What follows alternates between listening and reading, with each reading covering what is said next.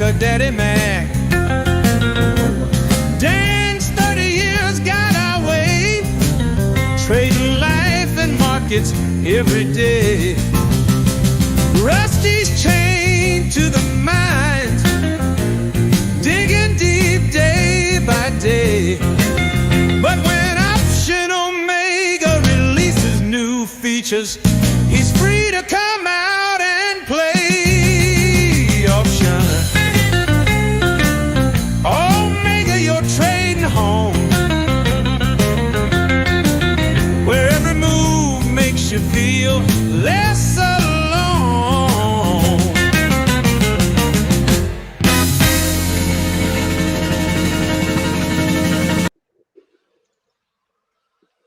We were just talking, and before Rusty gets his information out there, I just want to announce to everybody, the Chicago Bears are leaving Chicago. It's the state of Illinois is completely, they are abandoning Chicago. It'll no longer be the Chicago Bears. It'll be called the Indiana Bears. Is my understanding. Rusty, do you have anything you want to add to the conversation? No, it sounds like everything you're saying is correct. It sounds like. How could anyone doubt Troy? Wow. I mean, come on. Like, let's first of all, you're contrasting Chicago with Indiana, but anyone who knows the area knows that Chicago spills into Indiana, right? It just does.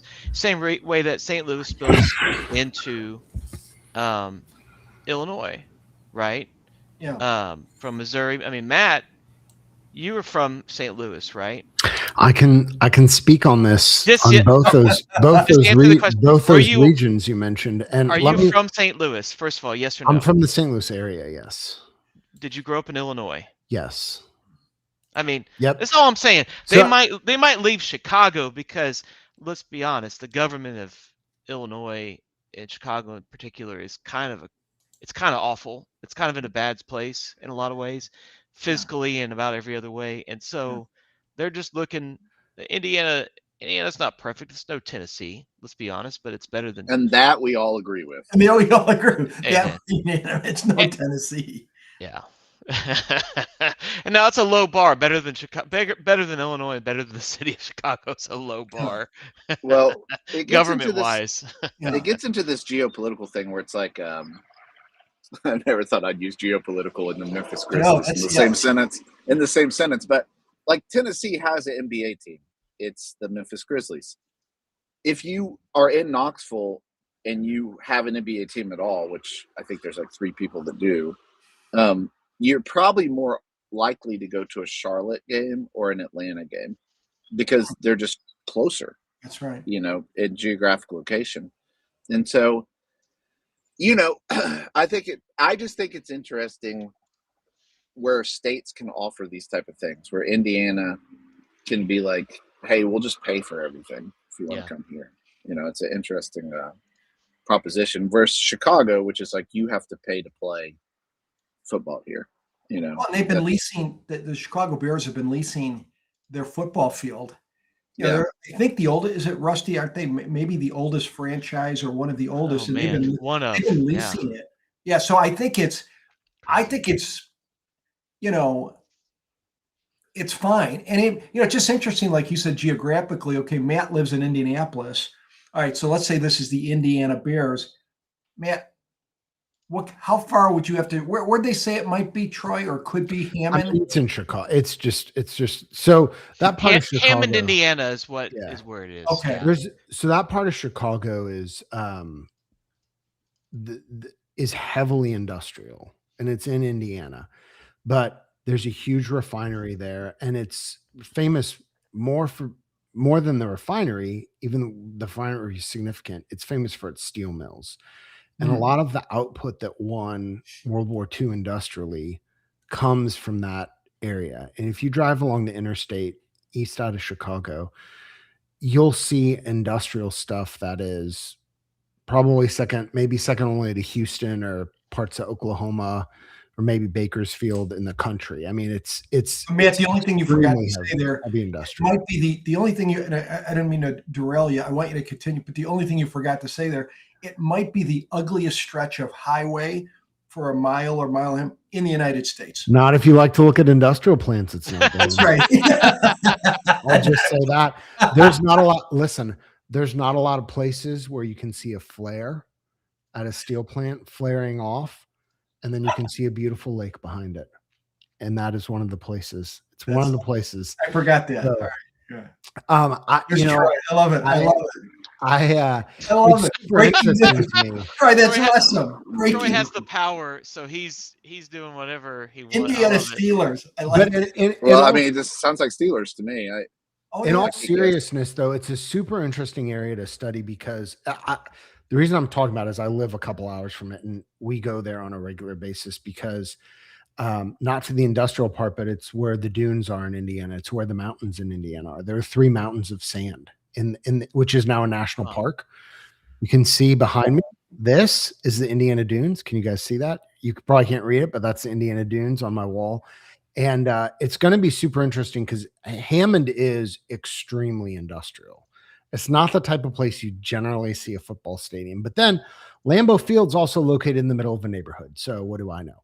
But it will be super interesting to see this because these deals, it's like the Bene Gesserit. It's like these deals are planned in decades. I think when they look at like the taxes and the abatements, that stuff, I have no idea how that works, but I'm just guessing there's a lot of people running the numbers on like economic impact if they're over the state line, what is generating sales taxes, occupancy taxes at the hotels. I can tell you the hotel that we like to stay at for the dunes, if this happens, is probably going to be a lot more expensive than it is now. And I'm not telling anybody where it is because it's a secret. But I love that. Okay, well, listen. So we got the Bears taken care of. Yes, Indiana Steelers sounds awesome to me. More breaking news. Today's just a hot button topic issue day. Breaking news, aliens. I like it. Aliens confirmed. Listen, here's the deal. President Obama, former President Obama, was on a podcast, as presidents do now, which is a sad state in America. I like my former presidents to retire to their peanut farms and continue their work, but or die. Those are the 2 options usually. Wow. So okay. So Obama said that aliens are real. Yeah, he did.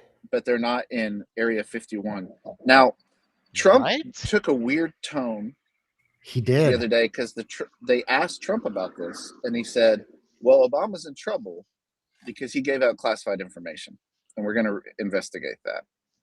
And so then later last night, he released a statement saying, "There's just been a ton of interest in the last couple of hours because of this. I'm going to declassify the alien information."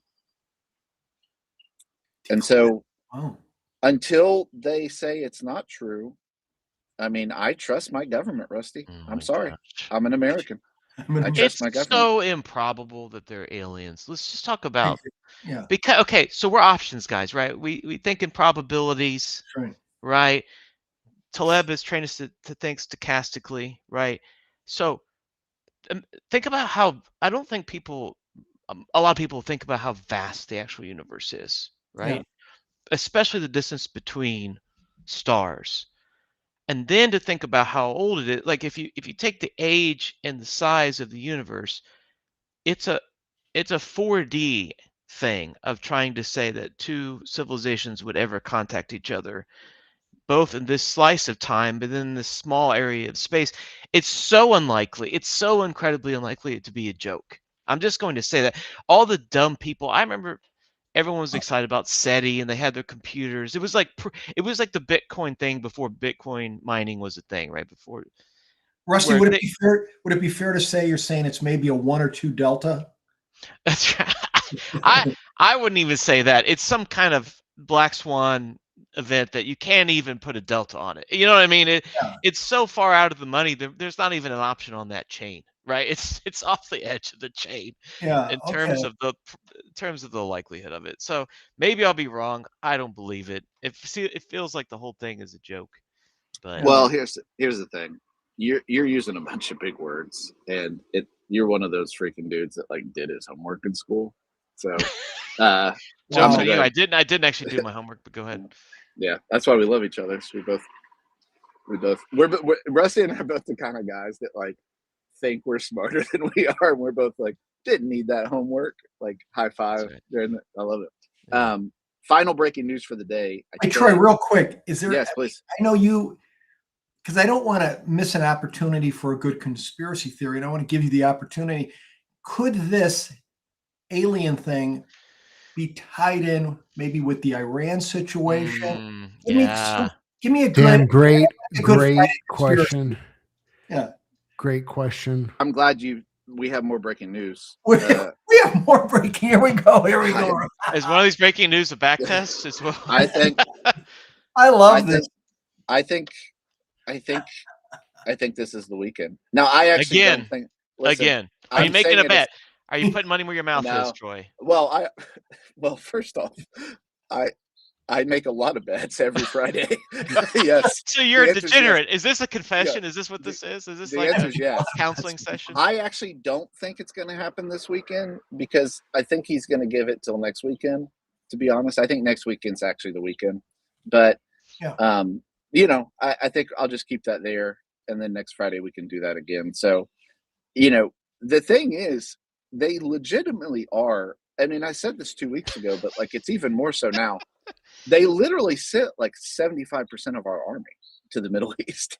Yeah. Like, we have like 3 destroyers, like 80 warships, and like 3 destroyers is not many though. Oh, it isn't. Well, no, but the air carriers. You're saying how many carriers do we have? Yeah. Yeah, I love military historians going to come in and punk Troy hard. Well. There's a difference between like technical knowledge of how many. You don't roll out with destroyers. Military history. Current U.S. force allocation. We're about to go. We're about Troy to got waste. soup. Did you? We're about to waste. Chat. Do you see Troy's face? Wow. We need to get back to back testing. Supposedly there's. Someone share a back test. Yeah. Hurry. Here's what I think you're saying. There are multiple carrier groups. And how many carrier groups does America have? Not that many. I mean, more than the rest of the world combined several times over, but they're very precious. So wrong word, and I accept ownership of that. Yeah. Right idea that we sent the majority of things we have. Yes. I nitpicked you on that. I understand. So it's a heck of a negotiation tool. I mean, I know like when I want to get Rusty to do stuff, I send a couple of my tanks to his house. And say, hey, let's talk. Equivalent of a carrier fleet. That's what I want to know. Baby blue option mega t-shirts. Yeah, apparently. So that is the bane of my existence. Yep. All right. Well, listen. Quick clarification. There's like 50 aircraft carriers in the world. And the U.S. has like over 20% of them by themselves. A lot of places have 1. Yeah. Matt, can you give it? I don't want to derail this or go. This has the potential for a separate podcast, but can you just real quick for those like myself who need a little more definition, if you would just describe aircraft or a carrier? I'm going to do this using the game Battleship. Oh, good. So this is easy to think about. In the game Battleship, you have ships of different size. Yeah. So there's submarines, which are kind of their own thing. Yeah. But then you've got destroyers. Okay. And destroyers are generally the smallest. If you think about them in World War II, destroyers were doing things like anti-submarine. They actually saw some combat. They were designed to do torpedo attacks on their own. So like when the Bismarck was sunk, it was harassed by a group of destroyers. There's kind of a smaller cousin to a destroyer called a corvette, a smaller cousin to that, like a patrol boat or a PT boat. But really destroyers are what you kind of start with. Okay. Next size up would be cruisers. And those come in variants, light cruisers, heavy cruisers. These lines have all gotten blurred, right? Battleships beyond that. And those are all typically fighting vessels that don't carry a lot of aircraft. Although we should talk about the ferry Swordfish in World War II, famous example. Again, mentioned the Bismarck, Battle of Denmark Straits. That's a separate podcast. But those are kind of you've got those kind of 3 levels. Destroyers, carriers, battleships. Battleships is a whole separate topic. Subclasses of battleships. What is a pocket battleship? Yeah. Carriers are at the end. And those are all in Battleship. You have all those. You have a destroyer is a little 2, carrier or cruiser 3, Battleship 4, and then the carrier. So those things, the carriers, they don't send them out by themselves. They exist in a protective web of vessels, which in the past had been designed to protect against other surface vessels. More modern would be, fixed wing aircraft and missiles. And now I would think drones. Okay. Thank you, Matt. That was impressive. Absolutely smash that like button. Destroy that like button. If you would like to see a discussion on the sinking of the Bismarck and pocket battleships, we're not the podcast, but there are podcasts out there. That's my dream, actually, to do a podcast with really the four of us. I actually think it'd be a fun history podcast, the four of us. But so anyway, here's a question. I suppose we should talk about trading a little bit, considering that there's a chance the market opens down 700 points Monday morning. There's always a chance. Chat though, but while you're doing that, I'm going to intro that with some of the comments from chat, because our chat function is a little disabled this morning in our app. So I'm reading these real time. We've already covered backtesting for aliens. That's already been addressed. But since Troy thinks it's going to happen next weekend, maybe this is the weekend to buy puts. That's correct. There's a very specific February 29th prediction. Some discussion about the history lesson. Thank you. And then one, maybe the aliens are going to be involved in the attack. So chat, those are all great. Keep them coming. Smash the like button. Troy, take it away. Thank you so much. I appreciate it so much. So here's the thing. The boys have been talking a little bit off the air. And one of the things we were talking about yesterday on the air is, we have been range bound. It's been a tight range so far year to date. And it got me thinking, we have a lot of people who they came into this world via 0DTE, and they came into this world via selling 0DTE premium. I think if we had one little blip in options education in the last couple of years as a community, I think it's been, as a community, the power of double calendars, the power of calendars. But Dan, I want to ask you, and I'll model it, but I kind of want to play around a little bit this morning for the idea of someone who says, man, it seems like we're range bound. Now, of course, as soon as we do this, we're going to break out of range, and that's fine. But people have heard rumors that there are DTEs that go beyond 7 day.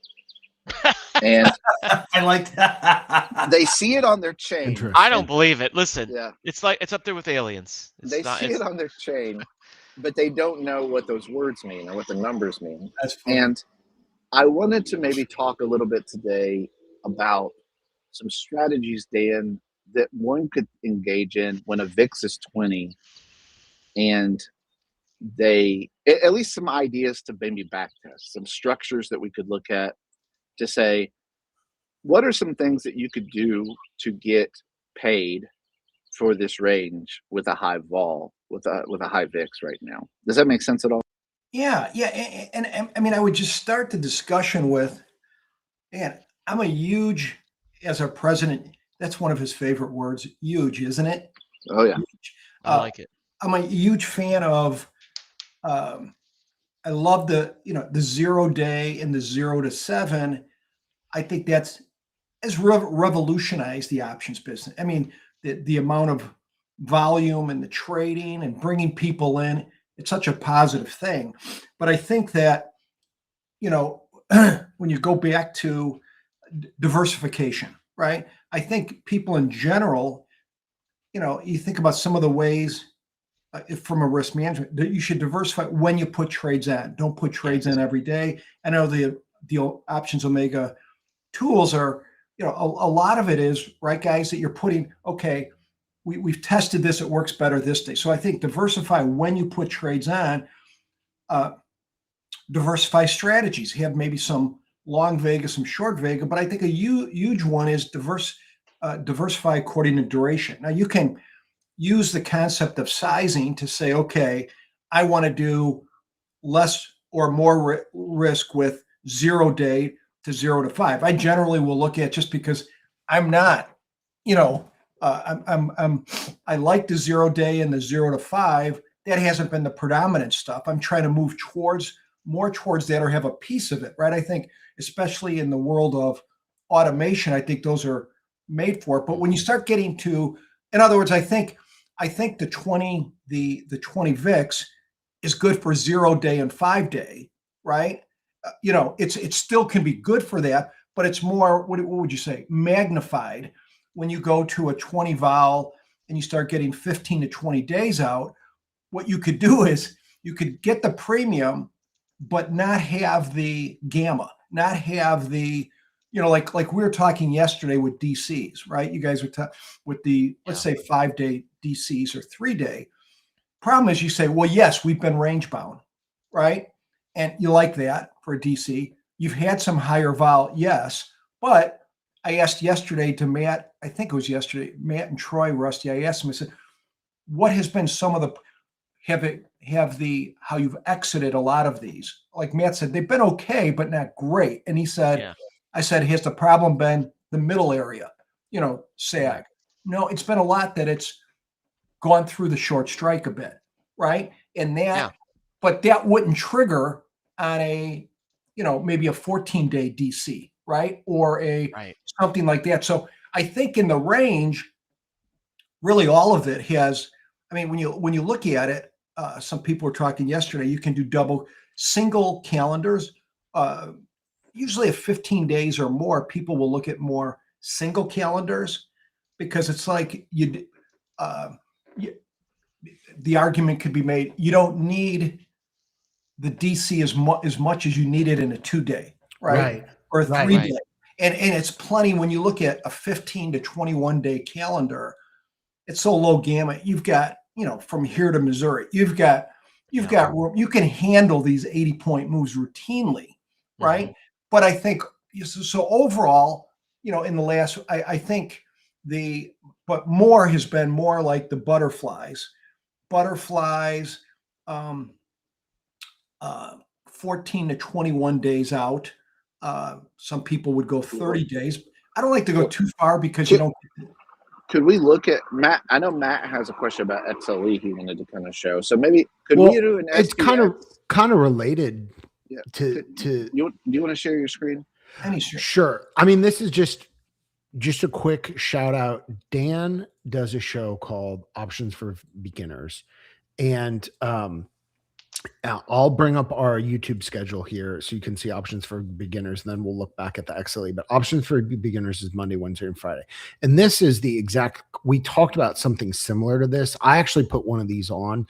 But yeah, this is kind of related to the Iran thing, And so to Dan's point, what was I looking for was something that basically had upside. Like if it really happened, then I want to get hurt to the upside, but I didn't want to just buy a straight call. So what's the structure to do that at? Well, I can diagonalize it. And this is a long diagonal where I'm selling a call that's farther out, which is why the graph looks like it does. Right. And so this isn't something I'm planning to hold, not something I'm doing in a lot of size, but the dog likes it. So if the dog likes it, I like it. But yeah, this is we didn't talk about this exact one, but Dan, after that last XLE talk or XL, I think we talked about this a couple times ago. I thought, yeah, man, this probably isn't a bad thing. But to your point, what DTE, easy for me to spell, did I pick? I picked a couple weeks out because, the chat has given a hard number February 29th. Troy has given a hard number this weekend. And this is the 12th weekend in a row that's happened. There's 9 million destroyers steaming. So you're making a bet that oil doesn't get crushed, which is what. Yeah, I mean, this is out of the money right now. So I'm making a bet that, Well, but if it gets crushed and volatility goes down, do that. Yes. Then you can get a decent loss to downside. That's right. Take IV down a bit. Yes. That's the other thing that can happen. But I don't think the good thing is this is only an 80, and that's the thing when you're taking a shot, swing. You're trying to play. That's why sizing is so important when you're trying to play these spec things, like what's going to happen with Iran. That's all involved with a spec trade, right? And I think if you can do to me, you got to go for if you can do $80 a small size Right. bet that has a chance to make 200-300%. You don't want to go. It's like Troy going, which he said, if you're going for like a speculative position with VIX over the weekend, you're not going to make 7% on your trade. Right. Right. When you agree trade, you're going, it's a spec trade. That's what spec trades. It's literally called a nuclear well play. Oh, I like. You don't take 7% on nuclear well plays. I'll tell you that much. Oh, you don't. No, you don't. But I think going back to the original, I think when the vol is up like this, still, I mean, let's just take credit spreads. Let's just take 0-day credit spreads.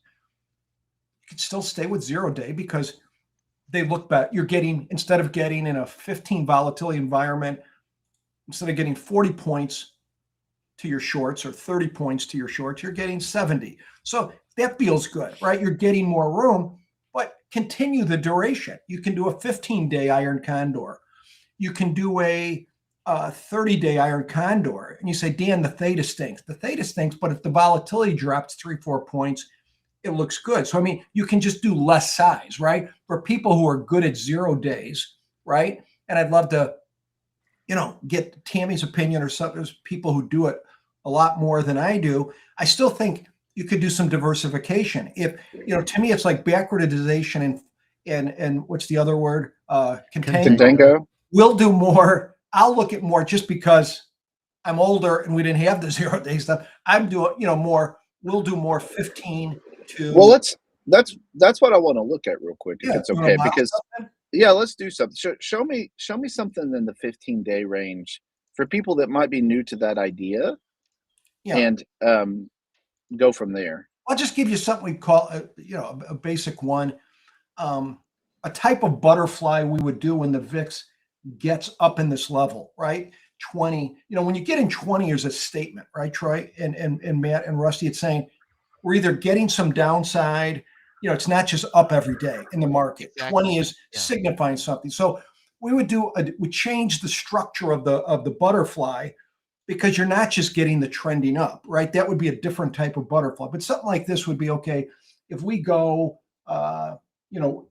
is this SPX, right? So SPX closed at 68.60. So using that, sell 268. Let's say we go out somewhere around 21 days. So let's go 21 days out. And I don't know how the graph will look on this because it's before the opening, but where it's based on a close of 68.61, I would sell 268.70s in this volatility environment. Call or put, sorry. Call. You can go either, but I will go call in this situation. So your risk will be your debit. And then you're going to go in the money and 70 points underneath it and buy the 6,800 by 1.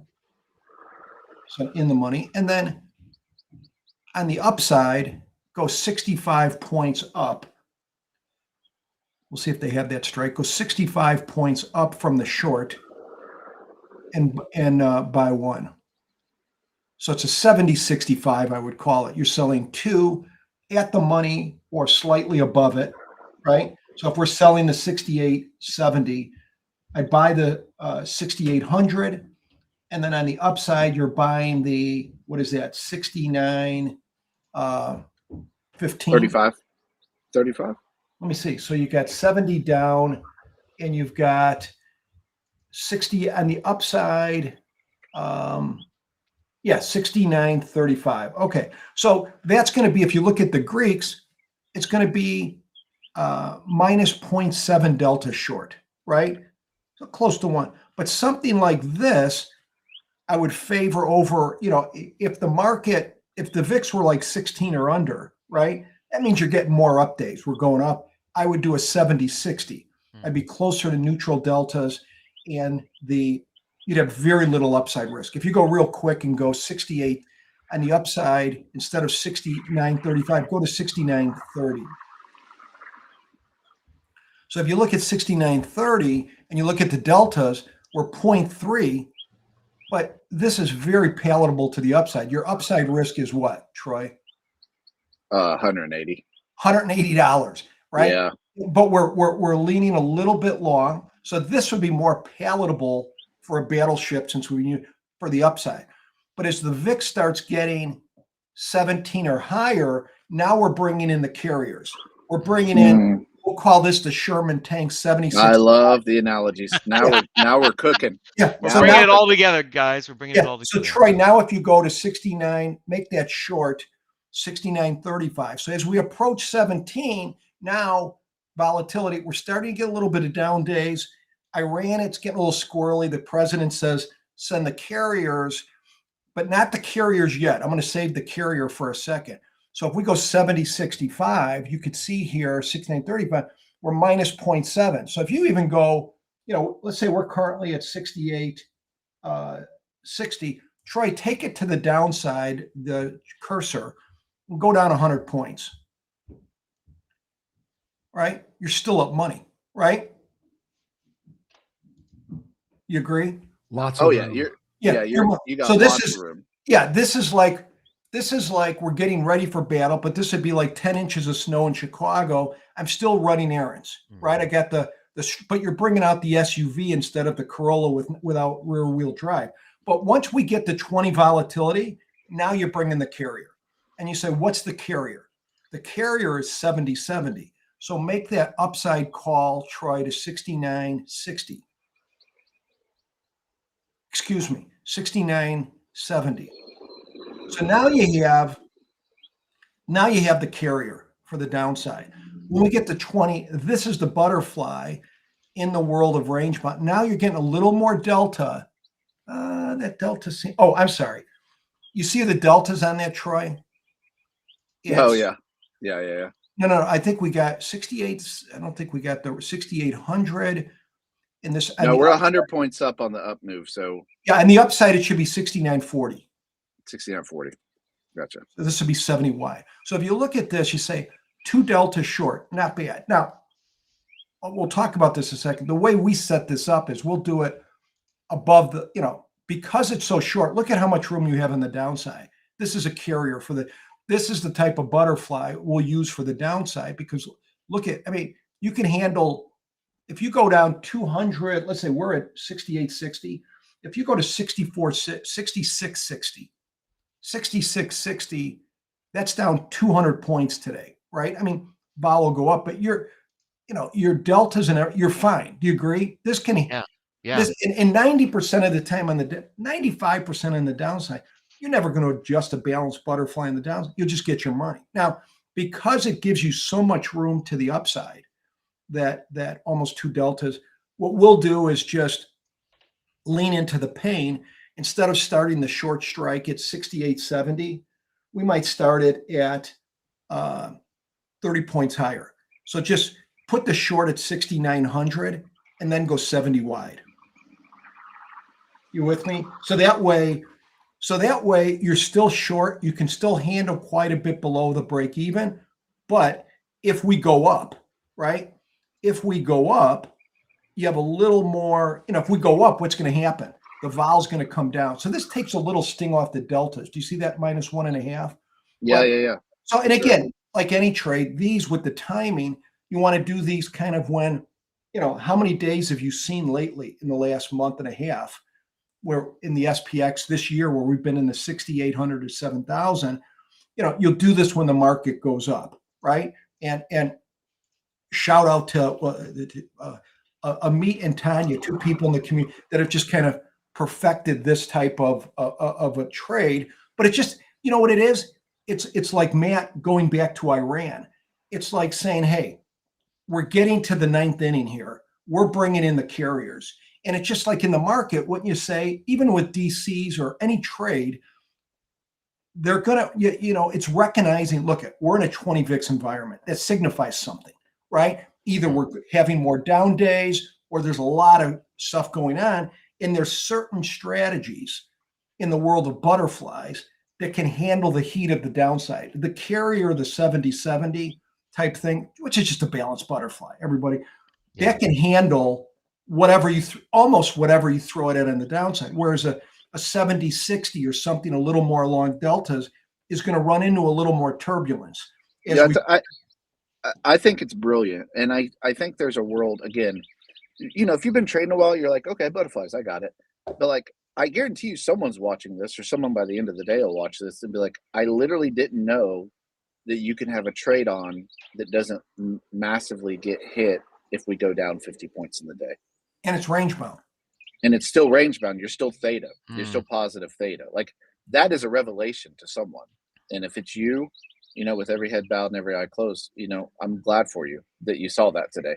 So I think Dan, and the beautiful thing about that, and this is where I wanted to show it to give you guys some ideas maybe for some back testing this weekend, is, you know, test different profit targets. Test getting out at leg deltas. Like, take that structure and back test it and see what you can do. I can give you a heads up that you need 2 hits at profit target. So that'll be on there. But because butterflies, especially those in the money ones, the spreads get a little weird. So, and Troy, I would mention, you know, you and I, or some of us were talking about that yesterday. If you're going 30 days out or something like that, so you can do a call butterfly, a put butterfly, or an iron butterfly. If you're looking for, or with Matt, so if you're looking at what's going to do best execution, I think an iron butterfly, because you're dealing with all out of the money options instead of the in the money options. I think you'll have less. I think it'd be more true. What's the word for the back testing or for execution? Because if the market's moving a little bit, I'll see students will be like, "Whoa." You know, this thing is moving around. Yeah. You get an iron butterfly. It's blippy. Yeah, an iron butterfly, because all the options when you're starting out are out of the money, the bid asks are going to be narrower. You know, since we're dealing with options 70, 80 points in the money, just look at the bid ask for options that are 100 points in the money, they're going to be wider, right? And when they're wider, that means you can have more variance of the bid ask. Doesn't mean it's bad, but it makes it tougher for beginners or anybody to say, okay, what's a decent price? Whereas with an iron butterfly, it stabilizes the ship. But I think, again, just real quick, can I, you know, since we have everybody on, you know, for Matt, Rusty, and Troy, you guys, I mean, again, even with you guys doing short-term calendars, double calendars, Yeah. what would you, can one of you comment, even in the last 2-3 weeks with the vol being high, what would you say about your 3 to 4 to 5 day DCs versus, I know you guys will run some 7-day, 14-day, Yeah. 21 day even. How has those been working one versus the other? Have you noticed any observations over the last 3 weeks or a month? Well, so the difficulty in that for me is that I don't trade a lot of those short-term DCs on holiday weeks like this week was, right? Because we had Monday off. Because you've got kind of, you know, what we talked about in the past, shout out to Wizzy, the light and frothy action, right? Low conviction, people are on vacation, people are taking time off. Plus with days off, like it messes with, you know, you'll have a 5-7, but with a day off, you know, theta does weird things. And so I haven't traded a lot this week. And then prior to this week, there honestly wasn't a lot of short-term juice in the DCs. And so a lot of my entries weren't taken because I have a minimum short-long ratio on pretty much every DC I trade now, because you can back test this as you graduate. Like if you test it in certain gradations, the more juiced the shorts are in comparison to the long, the more bang for your buck, the more return on capital you're getting. It'll still maybe be profitable at a smaller, but at some point it actually goes negative expectancy just because you're not getting much. They're expensive, right? Because there's hardly any short premium. They're expensive and you're exposed still to delta risk, and you're not getting, there's not much theta to burn off to give you a decent profit. And so they didn't, so the shorter ones didn't trigger. How about, as much you're saying, how about the 14-day DCs? Or did those trigger, or was that the same thing? Your longer DCs. You've traded more 14-day stuff than I have, Troy, lately, I think. I have some 21 days that's done all right. Did that trigger more than the short term? They have triggered, and they've done all right. I've taken, I had one that hit a 50% profit target 8 days ago, right? So those have done okay. Those have done well lately, yeah. Okay, because you're getting such wide break evens, and for them to trigger past the short takes a monumental. I mean, you can almost probably handle close to the 200-point range, right? I mean, you can handle pretty close. Yeah. Well, I mean, again, I think it's an interesting concept, and that's the joy of kind of backtesting and doing research and things like that. Is trades that you might have you've come into the backtesting world via maybe short term more occurrences. There's a wealth of things, and it's funny being in the game now. Options is it's like a live fast and die fast type environment. A lot of people burn up and a lot of people get blown up. Trading in general. So for every year you're in the game, you see a lot of different things. And, Dan certainly is the godfather, but, been in the game for a while now, as is Rusty, as is Matt. I'm like, it's funny to us that like when Option Omega first launched, 0 day came on the scene and like really changed the game for a lot of people. And it's still, I mean, it dwarfs other DTEs at this point as far as volume, but I do sense this year might be a return a little bit to maybe some longer dated strategies, that have worked for a long time and we just kind of forgot about them for a couple of years. Well, I mean, 0 DTE 2022, when it kind of had its breakout, was such an incredible time to do premium selling. Yeah. And VIX was so sticky, vol was so rich. You were getting lots of credit and lots of room, to your point, Dan, that you've made before. That's the nice thing about vol, is it's not just more credit, it's more room. And a lot of people trading MEIC style stuff, just anecdotally, have had a tougher go here lately. And that might be all they came in knowing. And there's a lot of pros to 0 DTE. Like the pros are well documented. There's no overnight risk. It's a very quick feedback cycle. You know right away if your stuff is working or not. But there are other structures out there. Yeah, but and I think there's other, but I think it's also the thing, when you have something, I still think they're wonderful. I mean, the 0 day in the short term, I think it's just like, but it's no different than the 30 day. That's why I think you have different. It's good to consider different durations, because they're just going to have different seasons. Right. I still remember having the conversation with Troy and Rusty and Matt at one of the favorite restaurants in Knoxville, Connors, that's right. Which is always a good one. But I remember having steakhouse in town. Yeah. And I don't know if it was 2024 December or whatever year, but they were saying that, hey, DCs at that point, maybe it was after Liberation Day, weren't the way they're used to, right? And I think sometimes it's okay. So you go back but I think that's a positive thing, that you go back and you test it and you say, okay, what's going on here? What if we did, if we tested during this period, what if we tested maybe a higher delta, or if we tested, instead of the shorts being the same as the long, maybe like a double diagonal, shorts a little further out. I know some people hate those, but at least be open. I mean, to me, but shouldn't that be the thing in life as anything, is like when something's not working that normally is working, it doesn't mean it's like, put it in the garbage. It's like Toy Story. In the movie Toy Story, it's like, I don't want to play with you becomes anymore. A teenager and it's like, you're done. I'm like, no. Why does it have to be that, where it's just like, okay, what's working? For me, it's an understanding of learning. You don't learn. I mean, think about it. When you're making 40, 50% on a double calendar, you're not spending an hour there saying, that's right, why did it get me 50%? Right? You're not spending all that time. But if it goes against you, there's more brain cells. You're thinking, okay, what happened this week? Where did it go? And that's where I think just continue on that. But I think to me, I constantly will talk to people who are used to, 10 to 25 day stuff and say, be open to the shorter term. What's the same thing for the shorter term people? At least consider, even if it's 5% of your capital or 10, consider the other durations. It will grow. You will, right. Well, and it can provide some, I mean, if you're somebody who's only doing 20-day butterflies and 40-day butterflies, 0 DTE can provide a little bit of spice and some variety.